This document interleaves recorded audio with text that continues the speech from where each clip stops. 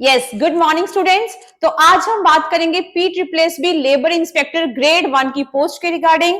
जैसे कि आप सभी को पता है कि वो पोस्ट ऑलरेडी आउट हो चुकी है। नंबर 2, उसके फॉर्म्स भी फिल हो चुके हैं एंड आफ्टर दैट उसका जो डिटेल्ड सिलेबस है that is already available on the website. तो आज के हमारा ये जो वीडियो है that is all about the syllabus discussion. इस सिलेबस में एग्जैक्टली क्या कुछ गिवन है और क्या ऐसे लूप होल्स हैं जो सिलेबस में गिवन तो नहीं है, एग्जैक्टली प्रोवाइडेड तो नहीं है, but you are suppose to focus on that parts also. तो चलिए स्टार्ट करते हैं। सबसे पहले रीजनिंग के सिलेबस के साथ PSSB लेबर इंस्पेक्टर ग्रेड 1 के एग्जामिनेशन में आने वाला रीजनिंग पार्ट, जिसका सिलेबस आप लोगों के बिल्कुल सामने है। The topics which is mentioned, इन्होंने इसमें ना आप लोगों को जो 25 मार्क्स का क्राइटेरिया दिया है, ये 25 मार्क्स आर देयर, प्लस इसमें उन्होंने रीजनिंग और जो आप लोगों का क्वांट वाला पोर्शन है उसको एक कॉम्बिनेशन में रिप्रेजेंट कर दिया। जैसे कि they have provided with logical reasoning and mental ability and after that उन्होंने उसमें जो फर्स्ट वाला part, the first topic that is mentioned, first part बोलूंगी रादर क्योंकि टॉपिक तो इन्होंने एग्जैक्टली इसमें बताया नहीं है, that is logical reasoning, analytical and mental ability, और ब्रैकेट में they have provided with 17 marks. तो यहां से क्लियर कट समझ में आएगा कि ये जो इतना आप लोगों का पोर्शन है that is all for reasoning. तो रीजनिंग अगर 25 में से अगर हम लोग डिफरेंशिएशन देखें तो 17 मार्क्स की हमारी रीजनिंग है और बाकी जो आप लोगों के 8 मार्क्स हैं, जो 8 मार्क्स हैं वो सारे के सारे यहां से 4 + 4 8 basic numerical skills, numbers, magnitudes, data analysis, graphic representation, chart, ये सारे के सारे टॉपिक्स आप लोग कवर करने वाले हो क्वांट के regarding.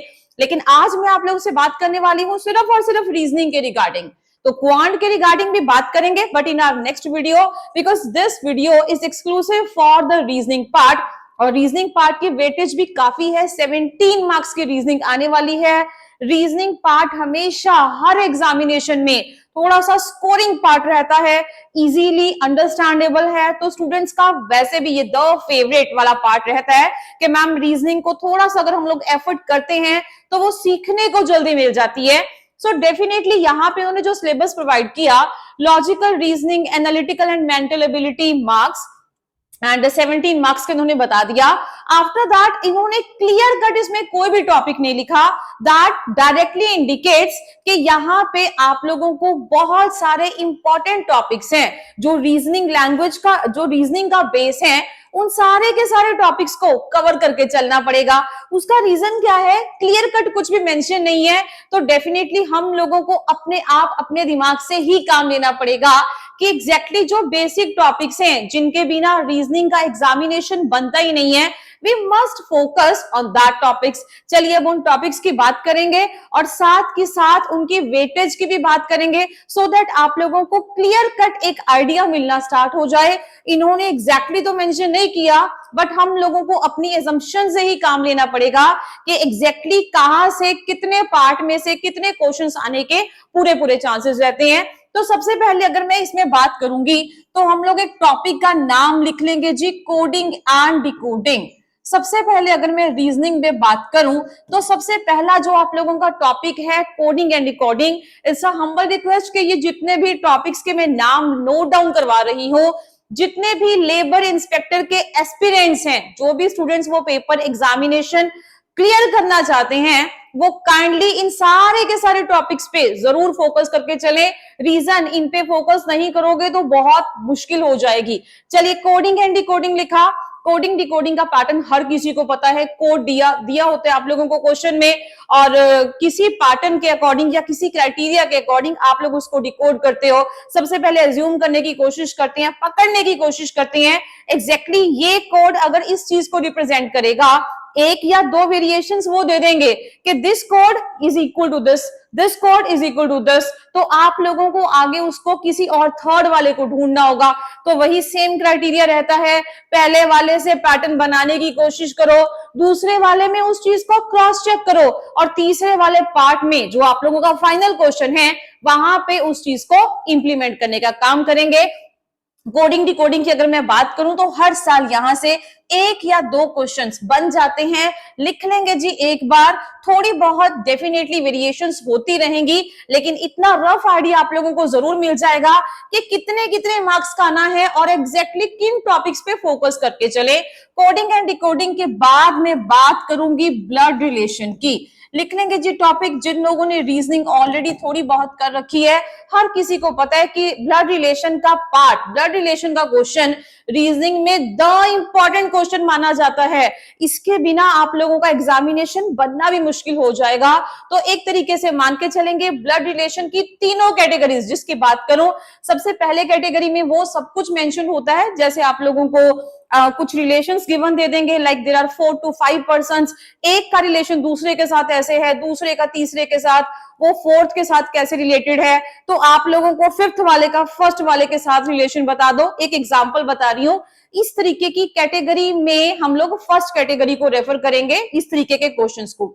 After that second category pointing वाले क्वेश्चंस, हर किसी को पता है कि वो पॉइंटिंग वाले क्वेश्चंस मुश्किल लगते हैं, बट अगर आप लोग उनको स्ट्रैटेजी के साथ समझने की कोशिश करेंगे, अप्रोच को सही फॉलो करेंगे, लाइक टॉप टू बॉटम जाएंगे या लास्ट से फर्स्ट की तरफ मूव ऑन करना पड़ेगा, किस कीवर्ड को ढूंढना है सो दैट हमारा क्वेश्चन वो सही हो जाए, क्योंकि ऐसे ना एजम्पशन से इन क्वेश्चंस को सॉल्व नहीं किया जा सकता।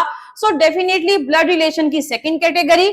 Third category coded blood relation, A into B is equal to A is father of A is father of B, sorry, और A minus B, A division B, उनका कुछ ना कुछ रिलेशन दे देंगे, उसी के अकॉर्डिंग एक कोड को, एक पूरी की पूरी इक्वेशन को आप लोगों को सॉल्व करना होगा और दो वेरिएबल्स के बीच में रिलेशन बताना होगा। सो ऐसे क्वेश्चन हमारे सारे के सारे कवर होंगे थर्ड वाली कैटेगरी में। सो ब्लड रिलेशन में से भी मैं 2 या 3 क्वेश्चन मिनिमम एक्सपेक्ट करूंगी ही करूंगी, और ये मस्ट है, इसके बारे में तो श्योरिटी है कि ब्लड रिलेशन तो आएगा ही आएगा, जो भी हो जाए ब्लड रिलेशन से क्वेश्चन आएंगे।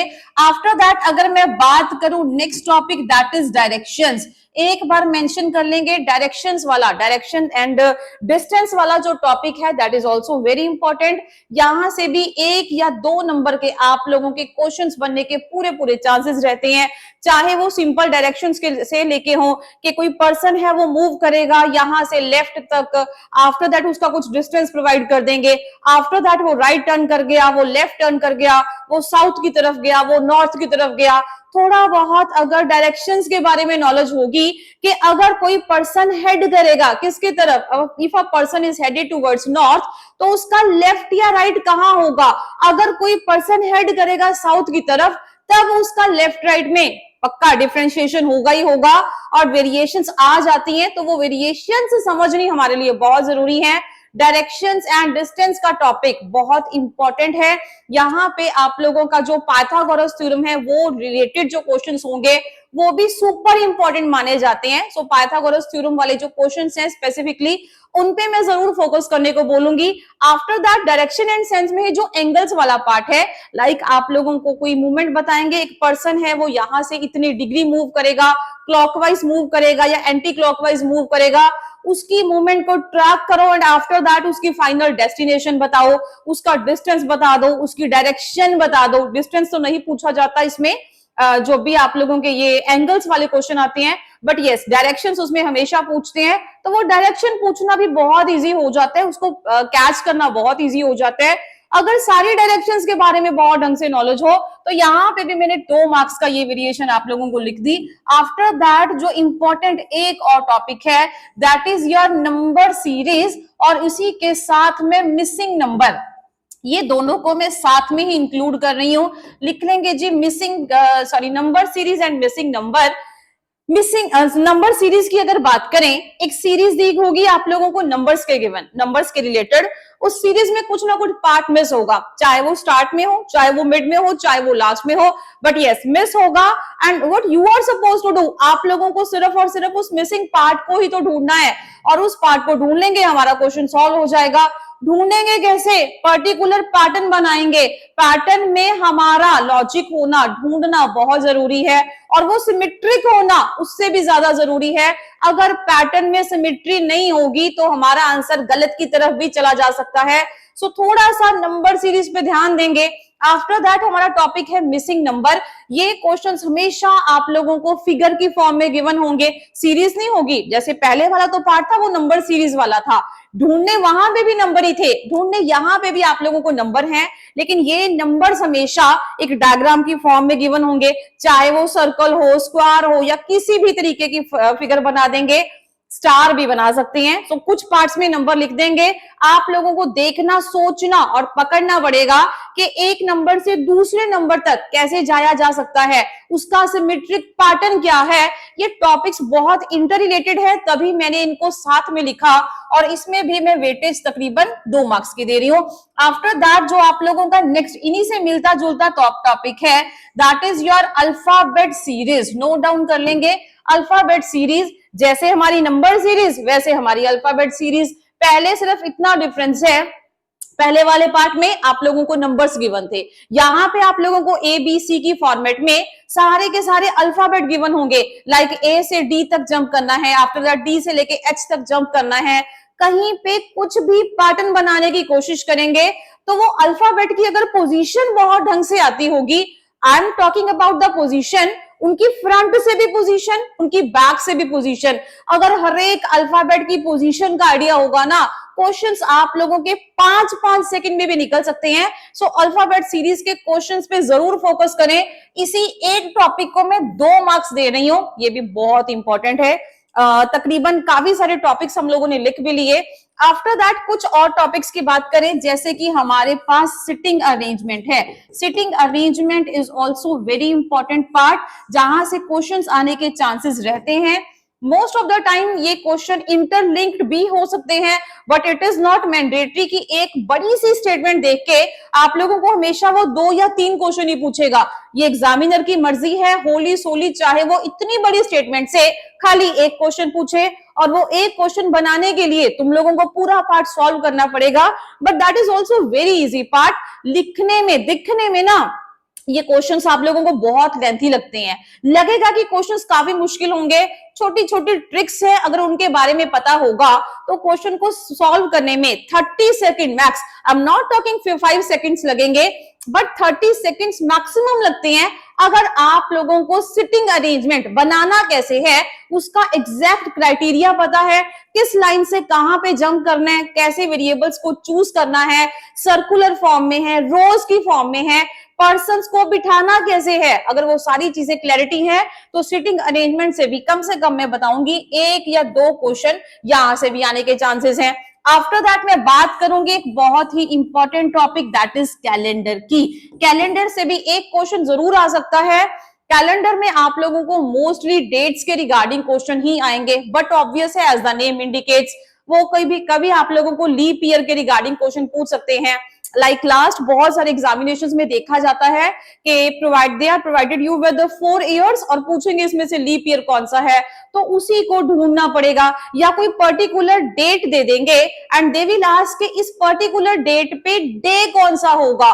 तो वो सारी चीजें आप लोगों को कैलेंडर में बखूबी बहुत अच्छे से करवाई जाएंगी। छोटा सा पैटर्न है, अगर समझ जाओगे 30-40 मैक्सिमम 40 सेकंड में तुम्हारा ये क्वेश्चन भी डन हो जाता है।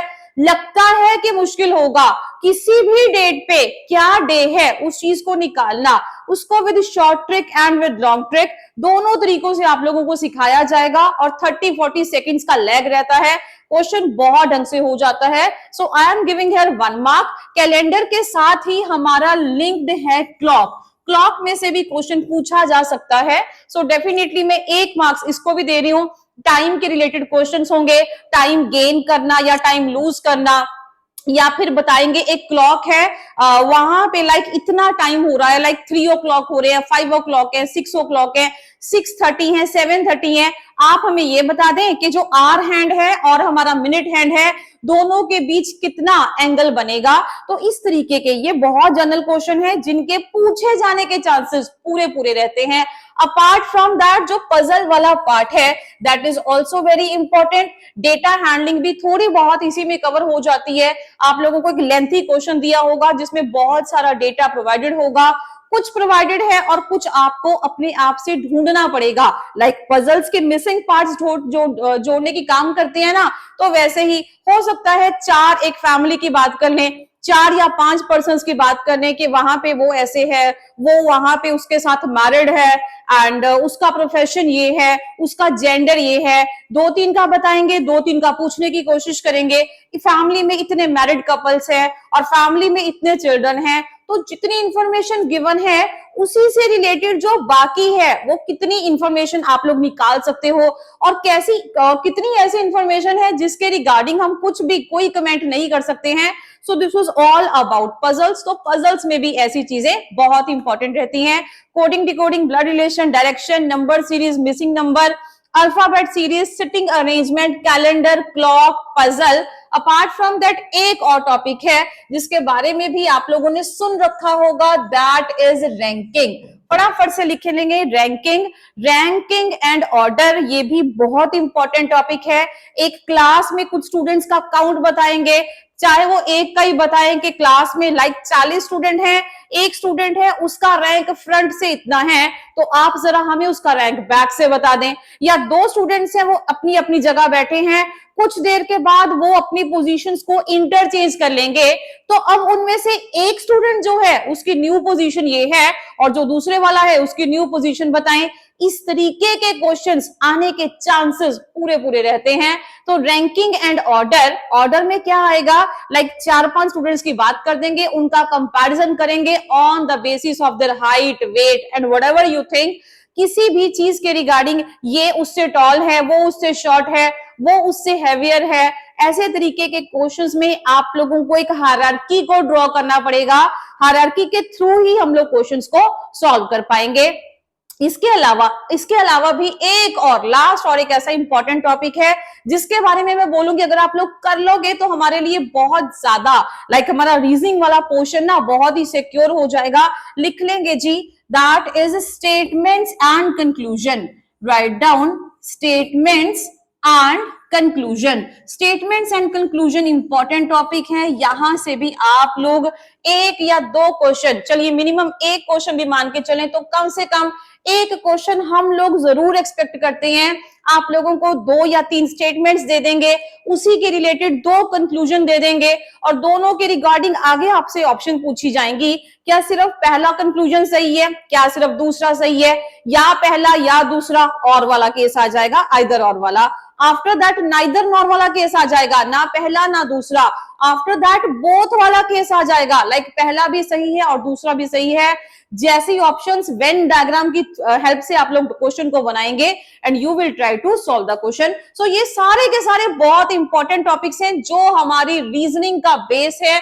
आई होप अगर इसने आप लोगों को यहाँ पे एग्जामिनेशन में क्लियर कट नहीं भी बताया, तब भी लॉजिकल रीजनिंग में ये सारे के सारे ये बेसिक टॉपिक्स है जिनको कवर करना ही चाहिए। After that analytical and mental ability, यहाँ पे भी आप लोगों को ये तो स्पेसिफिक है ही, ये तो पर्टिकुलर से एक टॉपिक ही है। सो यहाँ पे आप लोगों को बहुत सारे क्वेश्चंस गिवन होते हैं, लाइक हैंडशेक्स वाले क्वेश्चंस है जो बहुत इंपॉर्टेंट है, या कितने बर्ड्स को, कितने काउस को, ऐसे कुछ पर्टिकुलर क्वेश्चंस हैं जो इस एनालिटिकल एबिलिटी को लेके बहुत फेमस हैं। तो आई होप आप लोग ये टॉपिक बहुत ढंग से करेंगे।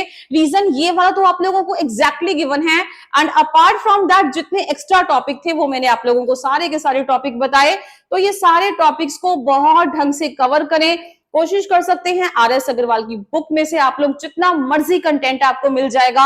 अपार्ट फ्रॉम दैट बहुत सारी और बुक्स भी हैं आजकल जहां से आप लोग प्रैक्टिस कर सकते हैं।